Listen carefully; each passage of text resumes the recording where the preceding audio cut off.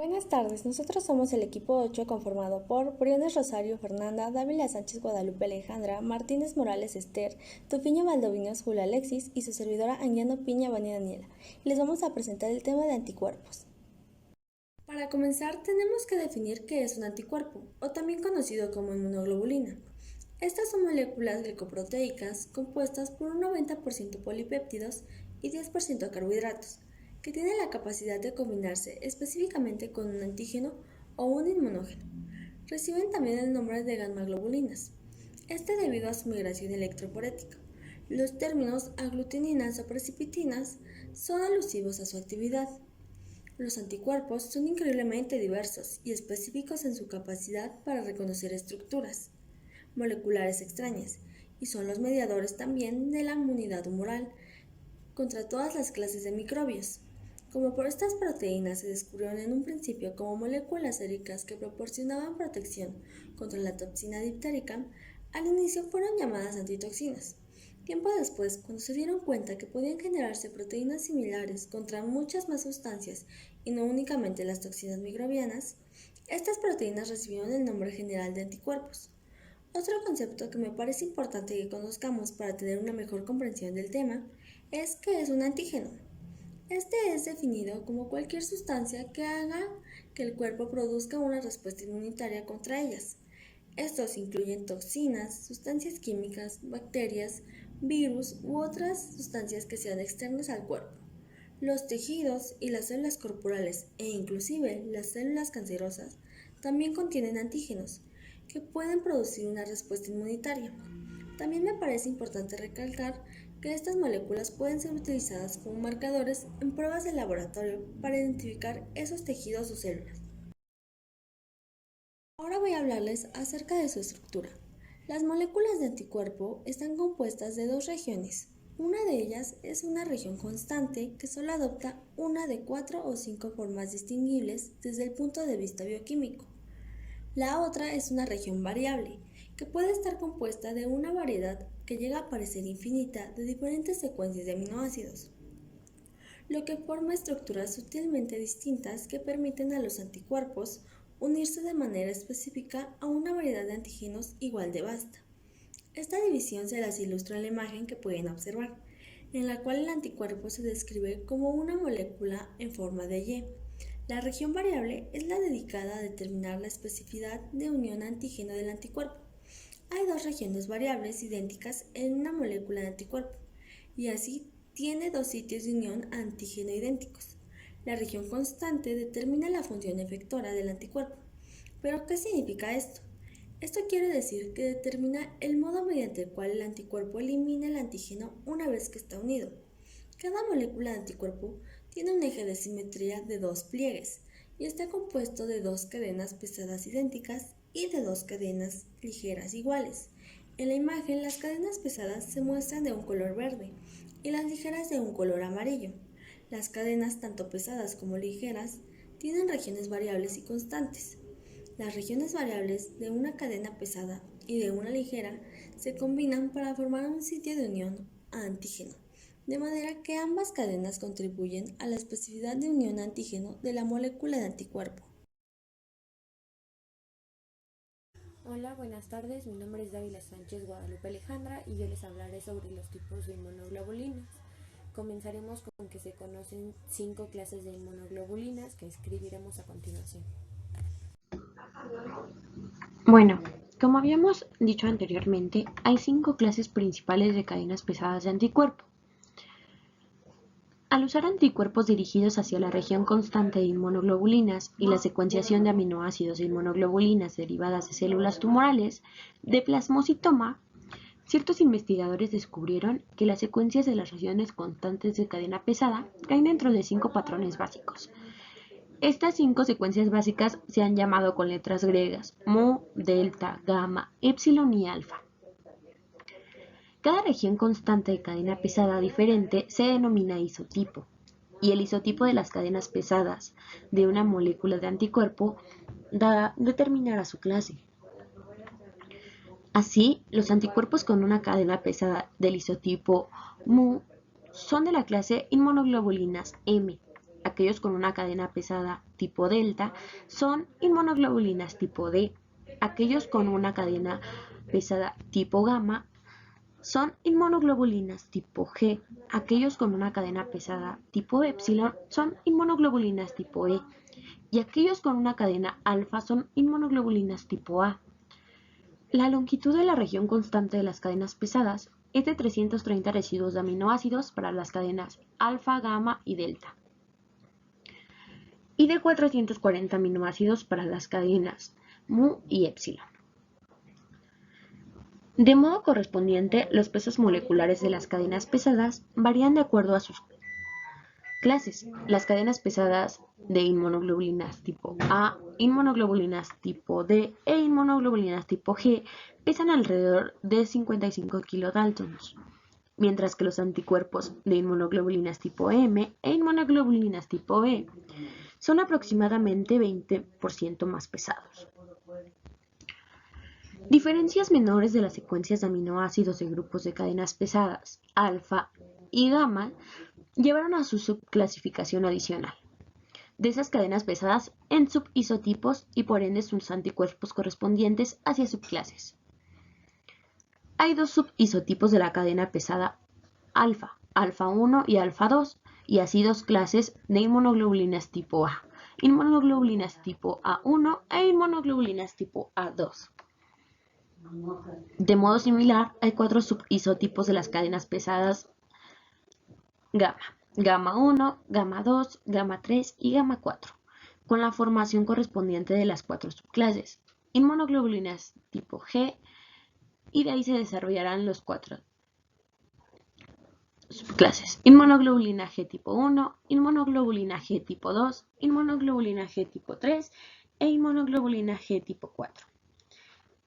El análisis adicional reveló que el número exacto de enlaces disulfuro entre cadenas pesadas de anticuerpos y las posiciones precisas de dichos enlaces varían entre anticuerpos de distintas clases y subclases. A continuación describiremos algunas características de las clases de inmunoglobulinas. Comenzaremos por la inmunoglobulina G. Esta representa el 75 al 80% de las inmunoglobulinas totales en el hombre. También atraviesa la barrera placentaria. Desde el nacimiento hasta los primeros 4 o 6 meses de vida, la inmunoglobulina G proviene de la madre. Por opsonización neutralizan las toxinas. Esto quiere decir que se combinará el anticuerpo con el antígeno para permitir así una mejor fagocitosis de la toxina. Aparece sobre todo en la respuesta inmune secundaria. A continuación, la inmunoglobulina A. Esta representa aproximadamente el 15% de inmunoglobulinas en el suero. La inmunoglobulina A secretora es la encargada de la defensa de las mucosas. La inmunoglobulina A secretora es sintetizada principalmente por los plasmocitos localizados a nivel de la lámina propia. Esta lámina se encuentra sobre la mucosa de las vellosidades intestinales. Esta inmunoglobulina secretora no opsoniza. Esto quiere decir que lo que hará es fijar el antígeno por su región variable, formando complejos que no pueden absorber. Al captar los antígenos, impedirá la adherencia de microbios, virus a la defensa, evitando la penetración en el organismo. La inmunoglobulina A, pero sérica, constituye una segunda línea de defensa. Esta inmunoglobulina sérica, al no fijar el irascible complemento, elimina discretamente sin reacción inflamatoria. La inmunoglobulina A sérica se sintetiza a nivel de los tejidos linfoides, vaso, médula ósea y ganglios, aunque no se sabe su destino final, se piensa que se metaboliza en el hígado.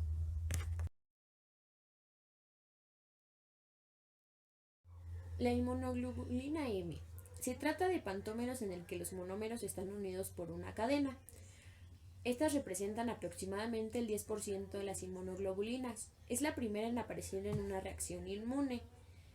Su presencia indica una infección reciente, esto porque su vida media es corta. Se encuentra principalmente localizada en la sangre. De la inmunoglobulina D hay muy poca información. Esta se representa en pequeña cantidad en el suero, no tiene capacidad para fijar el complemento, aparece en la superficie de los linfocitos antes que las inmunoglobulinas M. La inmunoglobulina tipo E. En el individuo normal está presente en cantidades pequeñas. Se trata de una inmunoglobulina citofila. Esto quiere decir que se fija la superficie de ciertas células, fundamentalmente son el mastocito y el basófilo. Es también conocida como homostotropa. Esto significa que solo se fija la superficie de las células de una misma especie. Esta no fija el complemento. Predominan los tejidos perivasculares donde se localizan los mastocitos. La IgE es la responsable de las reacciones alérgicas de tipo 1. Por lo tanto, los niveles de esta están mucho más elevados en los pacientes que padecen una alergia de este tipo, ya que la combinación entre la IgE y un antígeno específico para esta sobre la membrana del mastocito provoca la liberación de los gránulos por parte de este último. Esto es conocido como un fenómeno de degranulación. Si bien la IgE juega un papel importante en la alergia, también parece intervenir en la lucha contra los parásitos y quizá contra las células cancerosas. Sus niveles elevados en un recién nacido aparentemente sano nos permiten predecir con bastante precisión una predisposición a padecer afecciones alérgicas. Los niveles de IgE están sobre todo elevados en el eczema atópico y en las parasitosis intestinales. Encontramos también un aumento de la IgE en ciertos mielomas y en enfermedades que van acompañadas de un déficit permanente o pasajero de linfocitos T, como por ejemplo son la rubiola, la mononucleosis, la enfermedad de Hodgkin, las diglobulinemias, entre otras. Muchas gracias por tu aporte, Ale. Yo soy la doctora Esther Martínez y yo les hablaré sobre las funciones de los anticuerpos. Entre algunas de las múltiples funciones de los anticuerpos destacan la neutralización. Inhiben la capacidad de unión del antígeno del patógeno a la célula humana. La opsonización. Marcan las bacterias recubriéndolas y haciéndolas así más visibles a las células que tienen capacidad para fagocitar. Sin embargo, no todas las inmunoglobulinas tienen capacidad para opsonizar. Activación del complemento. Las inmunoglobulinas M y algunas inmunoglobulinas G activan la vía clásica del complemento, un mecanismo involuntario que ayuda a combatir bacterias y eliminar productos precedentes de la inflamación. Hipersensibilidad inmediata. Esta función está asociada en concreto a la inmunoglobulina E a través del mastocito y basófilos. La inmunoglobulina E, unida a estos tipos celulares, reconoce el antígeno cuando llega y libera el contenido de sus gránulos donde se encuentran los mediadores alérgicos. Inmunidad de las mucosas. Esta función está mediada por las IgA, que se sintetizan localmente. Se encuentran en la saliva, las lágrimas, las secreciones nasales, el sudor, la leche, entre otros. Se encargan de la protección de las superficies externas del cuerpo. Inmunidad neonatal. Las inmunoglobulinas G son inmunoglobulinas que pasan la placenta y que están en la leche materna. Son capaces de entrar en el aparato digestivo del lactante y protegerle ante posibles infecciones. Ahora veremos un poco más detalladamente las funciones de los anticuerpos. Los anticuerpos de la inmunoglobulina G se producen en respuesta a la mayoría de las bacterias y virus y participan en la destrucción de estos últimos. Por tanto, tienen una importancia especial en la defensa a largo plazo en el cuerpo humano frente a la infección. Las inmunoglobulinas A. Es la primera línea de defensa frente a la infección por medio de mucosas, mediante la inhibición de la adhesión bacteriana y viral a las células epiteliales y la neutralización de las toxinas bacteriales y víricas, tanto intra como extracelulares. La inmunoglobulina M. Esta inmunoglobulina se caracteriza por tener capacidad neutralizante, precipitante, aglutinante, fijar complemento, activar la respuesta inmunológica, pero no atraviesa directamente las membranas biológicas.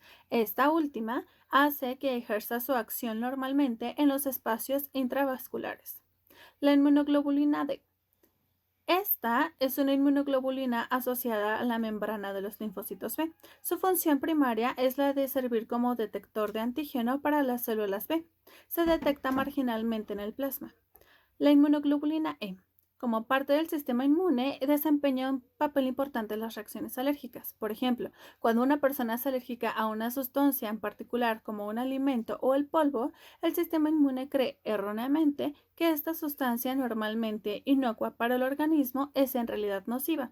En un intento de proteger al organismo, el sistema inmune produce inmunoglobulina E para combatir esa sustancia en particular. De esta manera, se inicia una cadena de acontecimientos para provocar los síntomas de la alergia. Eso es todo por mi parte.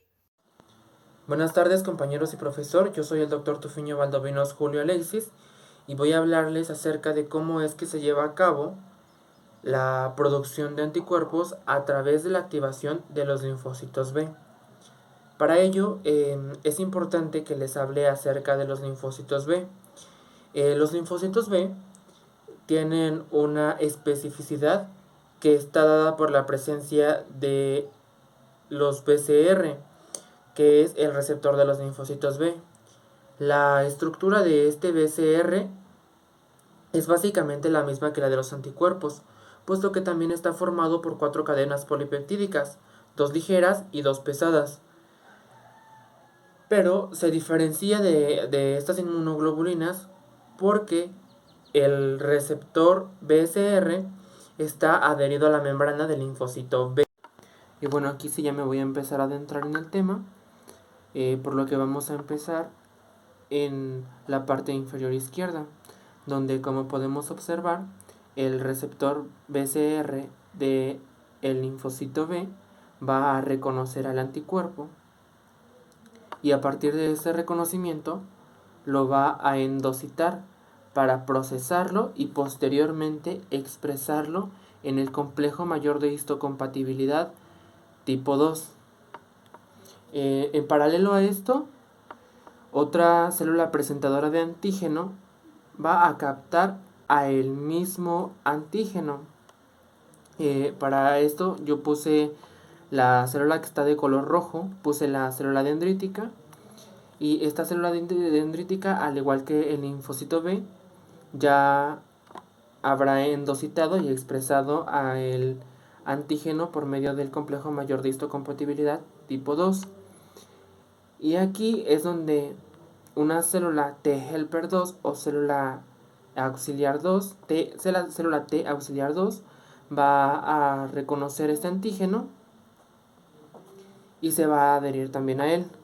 Entonces ahí la célula dendrítica va a secretar una citosina que es la interleucina 1, la cual va a activar a la célula T helper 2, la cual a su vez va a secretar a la interleucina 2 y a un receptor para esta interleucina 2, es decir, así como la va a estar secretando, también la va a estar absorbiendo.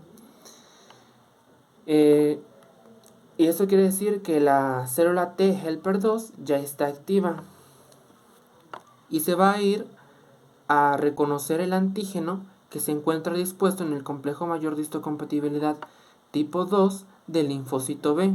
Y una vez que lo reconoce, se va a juntar a él, se va a adherir a él y va a liberar otra citosina que es la interleucina 4.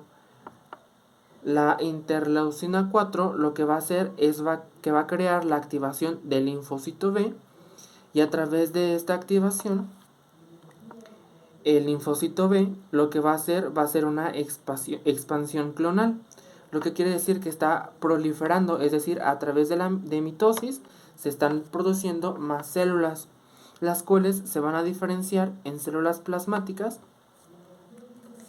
que las células plasmáticas pues van a ser las que van a producir principalmente a las inmunoglobulinas. Bueno, más bien dicho, son las que producen a las inmunoglobulinas.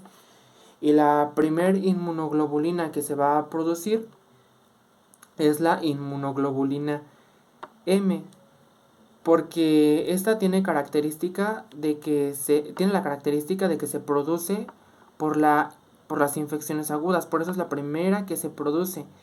Y aunque es la primera que se produce, también con cierto lapso de tiempo es la primera en desaparecer.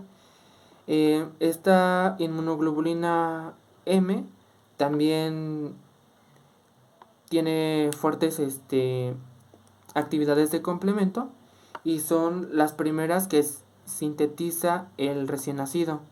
Y bueno, de ahí en fuera pues también las células plasmáticas van a producir lo que son las demás inmunoglobulinas, que en este caso le seguiría la inmunoglobulina G, la inmunoglobulina A, la inmunoglobulina E y por último la inmunoglobulina D. Y además de que se van a diferenciar en células plasmáticas, también va a haber otra subdivisión de estas células, que son los linfocitos B de memoria. Los linfocitos B de memoria nos van a ayudar a protegernos en futuras infecciones, es decir, cuando a tu cuerpo vuelva a ingresar el mismo antígeno, ya habrá estas células B de memoria que lo van a reconocer y van a comenzar a volver a hacer la proliferación, y de ahí las células plasmáticas y las células plasmáticas que van a sintetizar, o más bien dicho, a fabricar a los anticuerpos. Buenas tardes, yo soy Fernanda Briner Rosario y yo les voy a hablar sobre la reacción antígeno-anticuerpo. Bueno, la reacción antígeno-anticuerpo es una de las reacciones moleculares angulares en la respuesta inmunitaria de nuestro organismo. El concepto se refiere a la unión específica de un anticuerpo con un antígeno para inhibir o demorar su toxicidad. Estas reacciones se estudian fácilmente in vitro en un estudio que se denomina serología, por la formación de precipitados o de aglutinación de eritrocitos o de moléculas. El acoplamiento estructural entre las macromoléculas va a estar dado por fuerzas débiles que van a ir disminuyendo con la distancia, como por ejemplo los puentes de hidrógeno, las fuerzas de Van der Waals, las interacciones electrostáticas y las interacciones hidrofóbicas. La unión del antígeno-anticuerpo es reversible y de complementariedad, por lo que solo intervienen múltiples enlaces no covalentes. Esto va a ser entre una parte del antígeno y los aminoácidos del sitio de unión del anticuerpo, es decir, entre el epitopo del antígeno y las CDRs del anticuerpo. La clave de la unión va a estar en la complementariedad del antígeno-anticuerpo, porque si la complementariedad es buena, entonces se va a producir la explosión del agua dentro de la reacción, y esto va a permitir un acercamiento estrecho entre el epitopo y el paratopo, lo que va a determinar altas fuerzas de unión. El epitopo es la parte del antígeno que se va a unir al anticuerpo, y el paratopo es la parte del anticuerpo que se va a unir con el antígeno, y la CDR es la superficie de la región variable de un anticuerpo que se va a unir al antígeno. La reacción antígeno-anticuerpo se va a caracterizar por 4 puntos. El primero va a ser por su especificidad, que esta va a ser la capacidad de los anticuerpos para distinguir entre dos ligandos de estructura similar, siendo muy precisa y permitiendo distinguir entre grupos químicos con diferencias mínimas. El siguiente punto es la rapidez, que la velocidad con la que ocurre la primera fase de la reacción va a ser del orden de milésimas por segundo y va a estar limitada solo por la difusión. En la segunda fase, que va a ser la más larga, va a incluir todas las manifestaciones que se presentan como consecuencia de esta interacción, como por ejemplo la precipitación, la aglutinación, la neutralización y etc. El siguiente punto es la espontaneidad, que se da porque la reacción antígeno-anticuerpo realmente no va a requerir energía adicional para poder efectuarse. El siguiente punto es la reversibilidad, y dado que la reacción se debe a fuerzas no covalentes, esta se vuelve irreversible y a consecuencia se va a ver afectada por factores como la temperatura, la proporción de antígeno-anticuerpo, el pH y la fuerza iónica. La temperatura, ¿por qué? Porque esta va a tener efectos inversamente proporcionales con la constante de equilibrio y la velocidad de la reacción. Esta si no se aleja de los puntos ideales de trabajo, es decir, que se pueden alterar los resultados si no se hacen a una buena temperatura adecuada para los anticuerpos.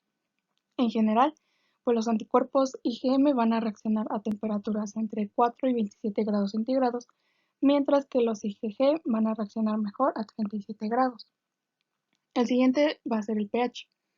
Y realmente no existe un pH óptimo exacto, pero se dice que un valor entre 6 y 7.3 se van a poder detectar a la mayoría de los antígenos, excepto a los anti-M, que esos van a activarse mejor con un pH más bajo a 6.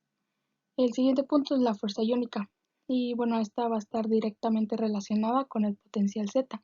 En la solución salina isotónica, los iones de sodio y cloro se van a reunir alrededor de los antígenos y de los anticuerpos, van a neutralizarlos parcialmente y va a impedir que se asocie el anticuerpo con el antígeno. La eliminación, la neutralización o la disminución de una de estas cargas van a ayudar a conseguir una constante de equilibrio mejor y a incrementar la velocidad de reacción. El siguiente punto pues va a ser la concentración de antígeno-anticuerpo. Un exceso de anticuerpos va a poder inhibir la aglutinación, como por ejemplo en la precipitación en el efecto de Presona en la curva de la equivalencia. La zona de equivalencia va a ser el estadio donde va a existir mayor grado de aglutinación con las proporciones ideales de suero y de eritrocitos. Este va a constar de dos zonas, bueno, de una presona y una posona. La presona va a equivaler a las condiciones cuando existe un exceso de suero o de baja concentración de eritrocitos o de moléculas. La posona va a equivaler a las condiciones de exceso de eritrocitos o de una baja concentración de suero. En esta reacción se van a distinguir dos fases. La primera fase va a consistir en la unión del antígeno con el anticuerpo y la segunda fase va a consistir en las manifestaciones que van a resultar de dicha unión. La primera fase se realiza por la combinación de áreas pequeñas tanto del antígeno como del anticuerpo, que van a ser denominadas respectivamente determinante antígeno o epitepo y el sitio activo, que al unirse van a formar un complejo antígeno-anticuerpo. También tenemos varios tipos de reacciones serológicas, que es en el estudio in vitro, como lo había mencionado al inicio. Estas reacciones van a depender de la naturaleza del antígeno y del anticuerpo, y también de las condiciones de la reacción. La primera va a ser la neutralización, que mediante los anticuerpos específicos se van a poder neutralizar toxinas, virus o enzimas. Estos anticuerpos neutralizantes van a requerir un solo tipo de combinación con el antígeno para poder actuar y así poder ser univalentes. El siguiente va a ser la precipitación y esta ocurre cuando se combina un anticuerpo mínimamente bivalente con un antígeno soluble, lo que va a llevar a la formación de agregados que van a precipitar y esta reacción va a ser muy útil para medir concentraciones de anticuerpos. El siguiente punto es la aglutinación, que cuando un antígeno particulado reacciona con su anticuerpo específico, se va a observar la formación de grumos o de agregados de estas partículas. En estas reacciones el determinante antigénico va a estar sobre la superficie de una partícula o sobre la de una célula. En esta vamos a tener dos puntos, que va a ser el primero un ensayo de aglutinación pasiva como un tipo de aglutinación y esta va a ser cuando se transforma el antígeno soluble en un antígeno particulado, absorbiendo o uniéndolo químicamente a estructuras particuladas tales como las esferas de látex o la arcilla coloidal y de esta manera van a poder ser detectados los anticuerpos por reacciones de aglutinación. El siguiente tipo es la hemoaglutinación, que solamente es cuando se aglutinan glóbulos rojos. Y para finalizar, la siguiente reacción va a ser la de inmunofluorescencia, que es una técnica donde las moléculas de anticuerpo van a ser convertidas en sustancias fluorescentes, uniéndoles químicamente a compuestos orgánicos fluorescentes tales como va a ser la isotocionato de fluorescencia o la rodamina B. Para demostrar la presencia del antígeno por este tipo de reacción existen dos métodos. El primer método es el método directo, que va a ser cuando el anticuerpo marcado va a ser específico contra el antígeno. Y el método indirecto va a ser cuando la presencia del anticuerpo específico sobre una superficie de la célula va a ser detectado por el uso de otro anticuerpo fluorescente dirigido contra un anticuerpo ya específico. Eso sería todo de nuestra parte y les agradecemos su atención.